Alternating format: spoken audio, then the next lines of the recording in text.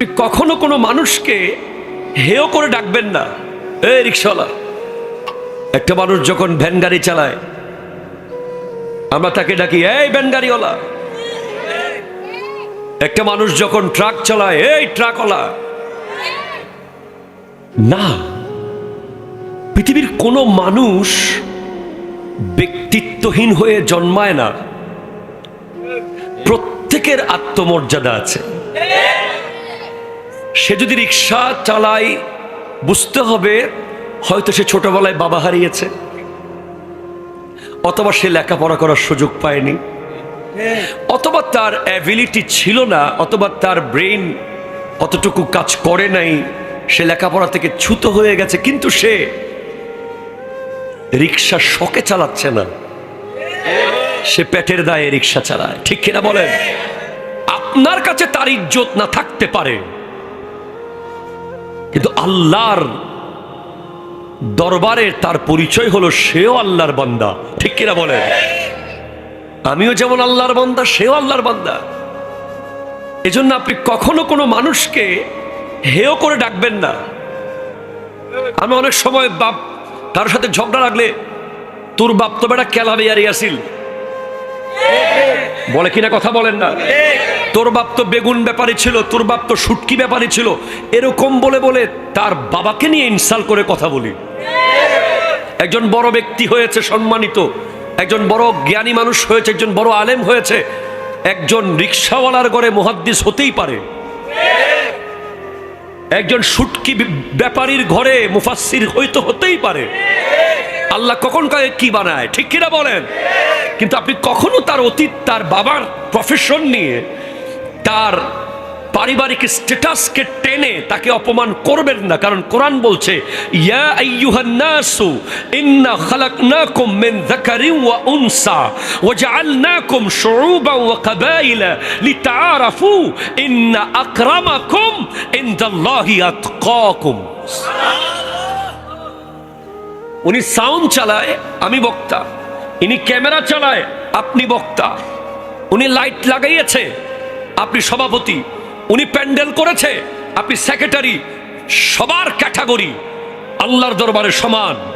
শুধুমাত্র যার তাকওয়া বেশি, যে যত বেশি মুত্তাকি, সে তত বেশি আল্লাহর দরবারে এক নম্বর পজিশনে।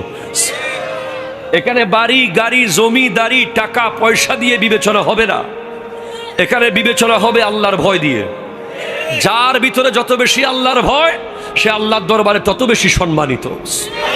একটু জোরে বলেন সুবহানাল্লাহ।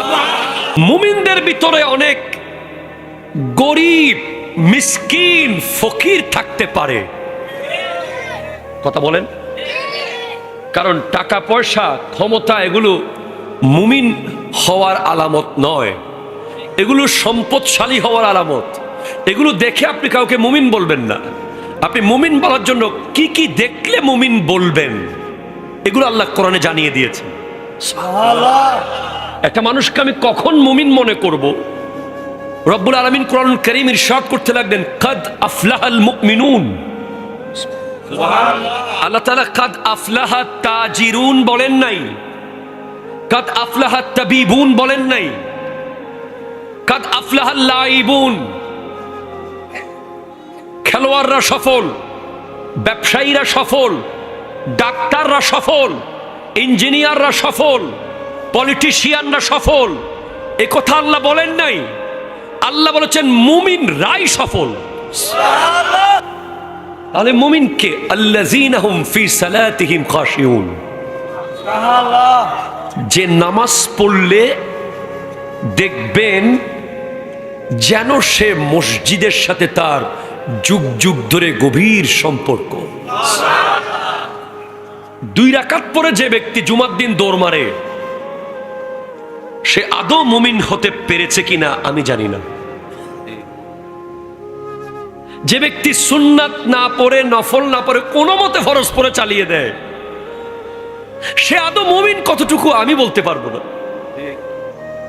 কারণ মুমিন সে যে হৃদয় দিয়ে নামাজ পড়ে। নামাজ না পড়লে তার কথা তো বহু দূর। তাকে নিয়ে কথা বলার মতো ভাষা আমার না, এতটুকু বলবো বেনামাজি মারা গেলে কবরস্থানের মাটি পর্যন্ত বদদোয়া করে যেন সে এই কবরে না আসে। কবরস্থানের মাটি আল্লাহর কাছে চায় এই লাশ এই কবরে না আসে, কারণ তার উপরে এমন আযাব হবে কবরের মাটি পর্যন্ত কষ্ট পাবে। এখন কথা হচ্ছে যারা নামাজ পড়ে তাদেরকে নিয়ে, যারা নামাজ পড়ে তাদেরকে নিয়ে কথা হচ্ছে, না পড়ে যারা তারা এখন এই কথার বাইরে। যারা পড়ে তাদের ভিতরে অনেক মানুষ আছে, দেখবেন আপনি জুমার দিন, আপনি দেখবেন জুমার দিন কিছু মানুষকে দেখবেন এলাকার খুব গণ্যমান্য ব্যক্তি এমনি ফুটবল খেলা 90 মিনিট দেখতে পারে, এরপর যদি গোল না হয় আবার আধা ঘন্টা এক্সট্রা টাইম, এরপরও যদি না হয় আবার 15 মিনিট ট্রাইব্রেকার। ওনার টাইম নষ্ট হয় না, বিয়ে বাড়িতে ওনার অসুবিধা হয় না, কথা বলে না ঠিক কিনা? খেলার মাঠে ওনার প্রবলেম হয় না। কিন্তু জুমার দিন খতিব সাহেব যদি 10 মিনিট বেশি ওয়াজ করে, ওনার চোখ গড়ির দিকে এমন ভাবে যায় মনে হয় গড়িটাকে খাই ফেলাইবে। এরকম লোক এখানে নাই? না না নাই। সে কেমনে মুমিন হবে?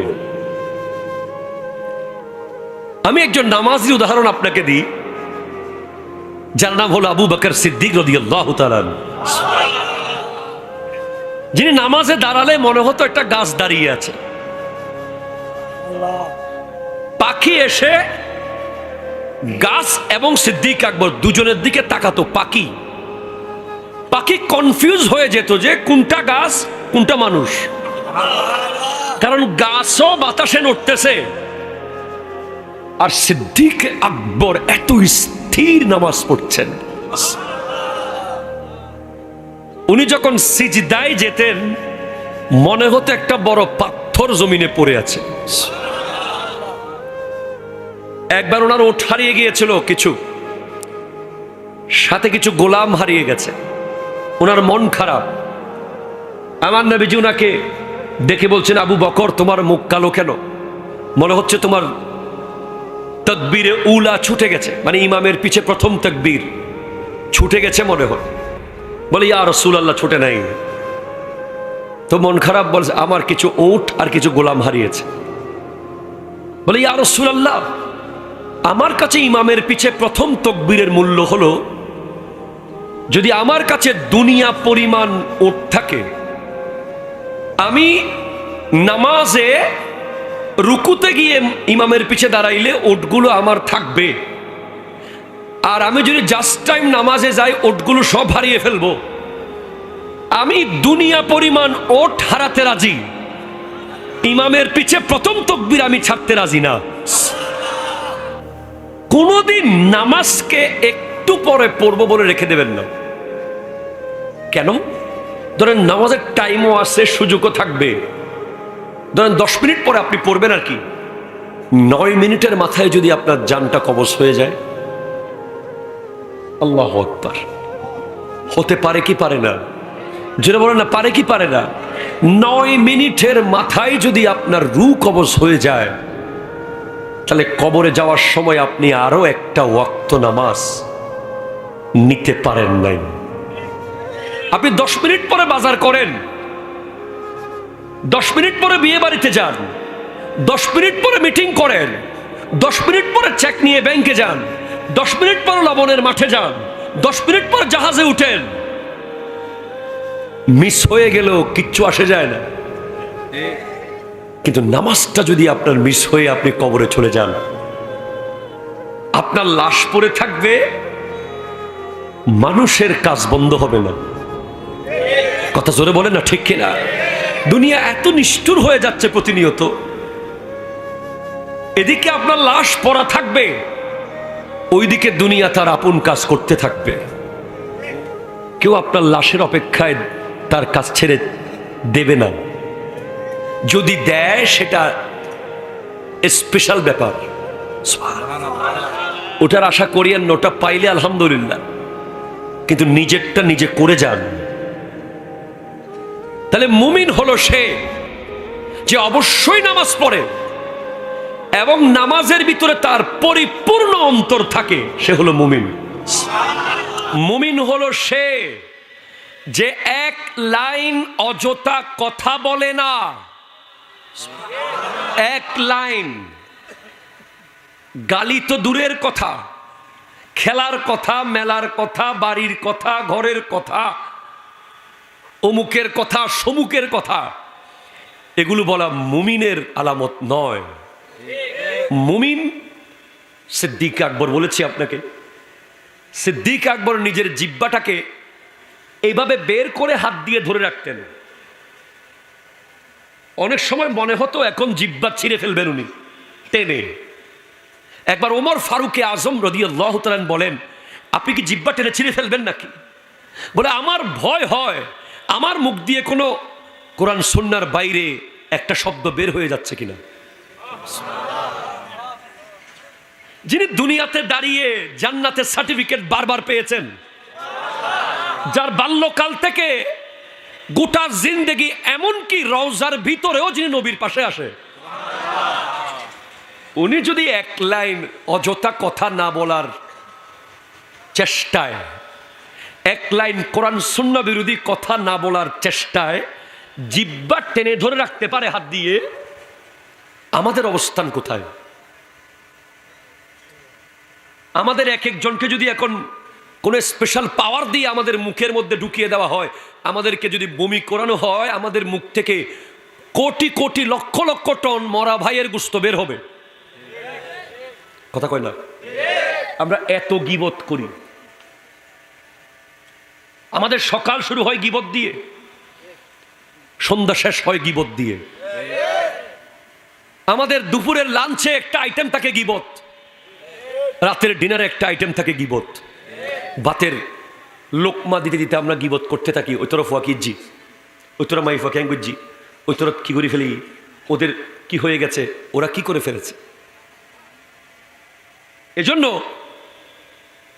আপনাকে মনে রাখতে হবে, ওই যে ডাক আল্লাহ দিছে, ইয়া আইয়ুহাল্লাযিনা আমানু, জোরে বলেন সুবহানাল্লাহ।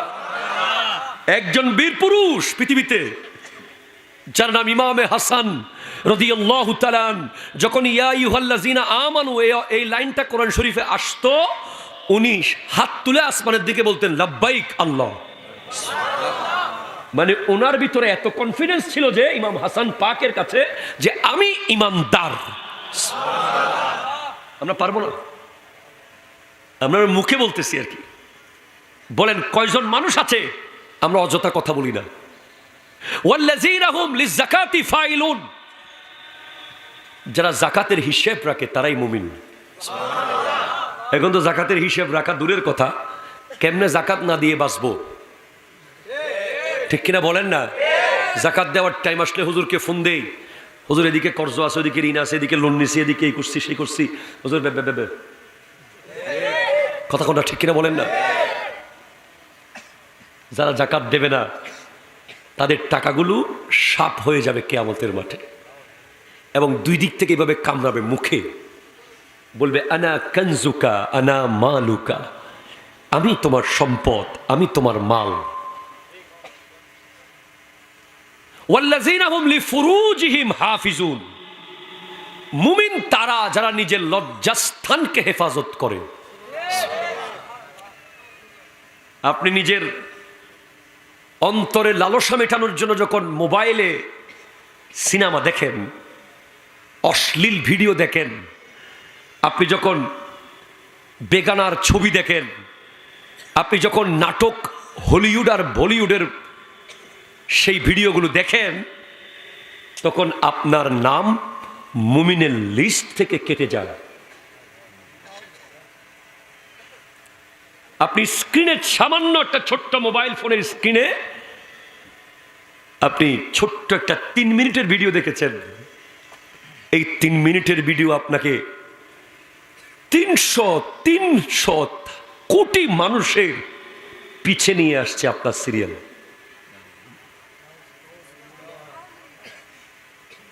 এটা বুঝতে হবে।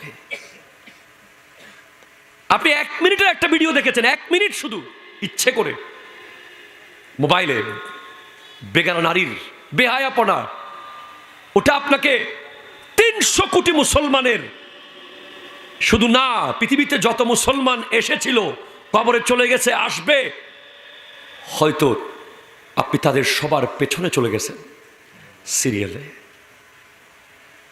এটা ছোট্ট ভিডিও আপনার সিরিয়ালকে কোটি কোটি মুমিনের পিছে নিয়ে গেছে।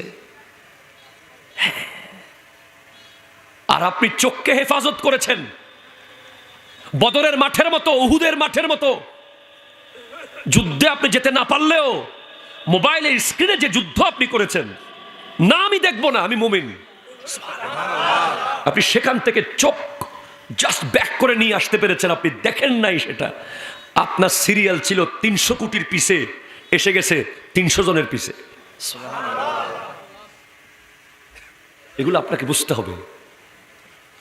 মাত্র 2টা অঙ্গ যদি আপনি আমার আল্লাহ এবং বিশেষ করে আমার নবীর হেফাজতে রাখতে পারেন, নবীর কাছে জিম্মায় রাখতে পারেন, নবীজি ইরশাদ করছেন, মাই ইয়াজমান লি মা বাইনা লিহিয়াইহি ওয়া মা বাইনা রিজলাইহি আজমান লাহুল জান্নাহ। যে ব্যক্তি তার 2 ঠোঁটের মাঝখানের জিহ্বা, 2 রানের মাঝখানের লজ্জাস্থান, এই 2টা অঙ্গ আমার জিম্মায় রাখবে, আমি নবী তার জান্নাতের জিম্মাদার নিলাম। 2টা অঙ্গ, শুধু শরীরের 2টা অঙ্গ, 2 ঠোঁটের মাঝখানে জিহ্বা, 2 রানের মাঝখানে লজ্জাস্থান। এই 2টা অঙ্গের কারণে প্রতিদিন লক্ষ লক্ষ মানুষ মুমিনের লিস্ট থেকে নাম কাটা যায়। আপনাদের কষ্ট হচ্ছে? আমি তেমন কোনো গরম বক্তাও না, হাসাইতেও পারতেছি না আপনাদেরকে, কাঁদাইতেও পারতেছি না। কোনো কষ্ট হচ্ছে আপনাদের? তাহলে মুমিনকে যে নামাজ পড়বে হৃদয় দিয়ে, মুমিনকে যে 1 লাইন অযথা কথা বলবে না, মুখ বন্ধ। আমাদের জামিয়া আহমদিয়া সুন্নিয়া আলিয়ার সাবেক অধ্যক্ষ খতিবে বাঙ্গাল আল্লামা জালালউদ্দিন আল কাদরি রহমতুল্লাহকে দেখতাম সবসময় মুখে এরকম হাত থাকতে, সামনের জন উড়াই ফেলতেছে, বলতেছে হুজুর হাত দিয়ে রাখতেন। এখন বুঝতেছি কেন হাত দিতেন। হাত থাকলে তো একটা কথা বলতে মন চায়, হাত সরাইতে হবে, তারপর মুখ লাগতে হবে। এখন কেউ যদি হাতে দিয়ে রাখে আর হাত সরানোর কথা ভুলেই যায়, আর মুখ চলার সুযোগই নেই। কথা বললা ঠিক কিনা জোরে বলেন। ওলামায়ে কেরাম এরকম হিকমত করে চলে। এরপরে মুমিন হলো ইন্নামাল মুমিনুনা ইখওয়াতুন।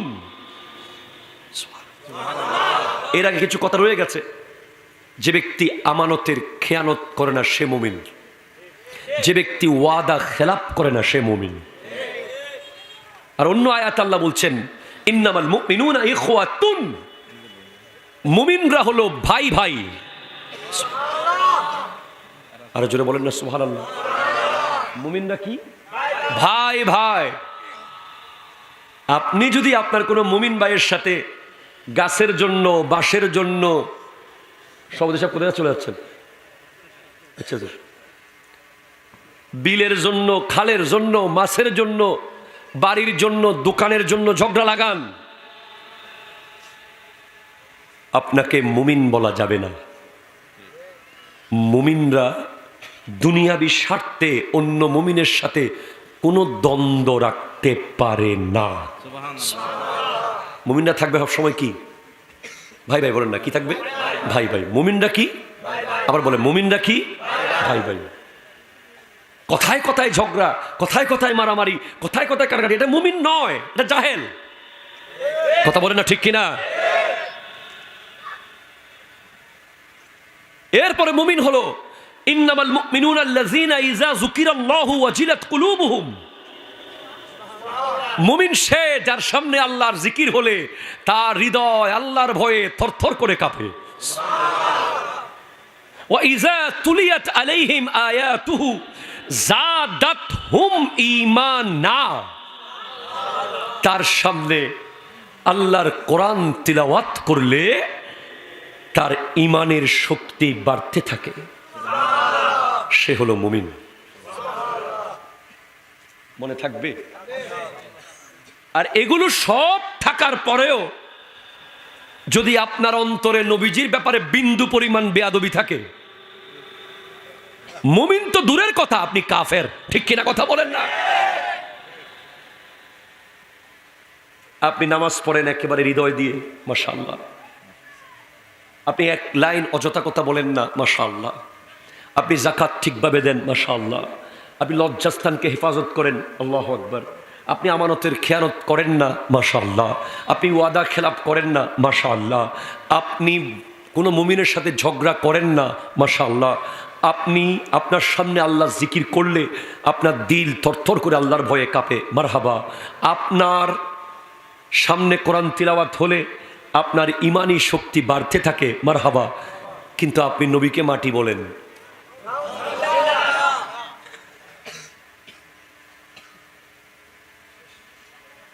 আপনি নবীজিকে বলেন যে আমাদের মতো। আপনি নবীজির শানের শব্দ ব্যবহার করার সময় সতর্ক থাকেন না। দুনিয়ার মানুষকে যা বলেন নবীজির ব্যাপারে তা বলেন, তখন আপনাকে মুমিন বলা কঠিন। ঠিক এরা জোরে বলেন না। কারণ মগজে কুরআন, রূহে ঈমান, জান ও দ্বীন, হাসতে হুব্বে রাহমাতাল লিল আলামিন। কতটুকু ভালো নবীজিকে বাসতে হবে এটা আমি কেন বলবো, কোরআন বলেছে। রব্বুল আলামিন সূরা তাওবার 24 নম্বর আয়াতে ইরশাদ করতে লাগলেন, কুল ইন কানা আবাউকুম, হাবিব আপনি বলুন তোমাদের বাবা মা, ওয়া আবনাউকুম তোমাদের ভাই বোন, ওয়া ইখওয়ানুকুম তোমাদের, ওয়া আবনাউকুম তোমাদের সন্তান সন্ততি, ওয়া ইখওয়ানুকুম তোমাদের ভাই বোন, ওয়া আজওয়াজুকুম তোমাদের স্ত্রী, ওয়া আশীরাতুকুম তোমাদের সমাজ, ওয়া আমওয়ালুন ইকতারাফতুমুহা তোমাদের ব্যাংকের জমানো টাকা, ওয়া তিজারাতুন তাখশাউনা কাসাদাহা তোমাদের ব্যবসা, ওয়া মাসাকিনু তারদাউনাহা তোমাদের সুন্দর বাড়ি। এই 8টা জিনিসের চেয়ে আল্লাহ এবং তার রাসূলকে যদি বেশি মোহাব্বত না করো, তুমি আযাবের জন্য প্রস্তুত থাকো। আল্লাহু আকবার, জোরে বলেন না। কে জন্য প্রস্তুত থাকো? তুমি আযাবের জন্য প্রস্তুত থাকো। তুমি সাইক্লোনের জন্য প্রস্তুত থাকো। আপনি সূরা তাওবার 24 নম্বর আয়াত পড়েন। আমরা অনেক সময় সামাজিক রাজি খুশি করতে গিয়ে নবীজির মিলাদ করতে দ্বিধাবোধ করি, ঠিক কিনা বলেন না? সমাজের মানুষের আমানত দেওয়ার কিতাব আজান আগে সালাতুস সালাম, সমাজের সবাই মানতেছে না। একটু লম্বা করে মিলাদ কিয়াম করেন না, আচ্ছা সবাই মানতেছে না। সমাজ আগে না নবী আগে? শুধু সমাজ না, আল্লাহর কোরআন বলছে বাবা মা, সন্তান সন্ততি, ভাই স্ত্রী, ব্যাংকের টাকা, ব্যবসায়িক পণ্য, সুন্দর বাড়ি। পৃথিবীতে অনেক মানুষ নামাজ তরক করে শুধু বাড়িতে রং করতে করতে। কথা হন না? মুসলিম ন যায় কিনলে কি আর মুসলিম নোয়াইদে সাত ফিরে দেয়া জিয়ে কিরেও আজে নামাজ পড়তে নোয়াইদে হঠাৎ যে ঘরে রং লাগাই দে মিস্ত্রি এসেছিল দে। আপনি খবর নেন, আমার আল্লাহ এমন এমন শব্দ সিলেক্ট করলেন জায়গা বরাবর সবগুলো, একটা বেশ কম নাই, 8টা জিনিস আল্লাহ সিলেক্ট করেছেন। এই 8টার কারণেই আমরা নামাজ ছাড়ি অথবা নবীকে ছাড়ি।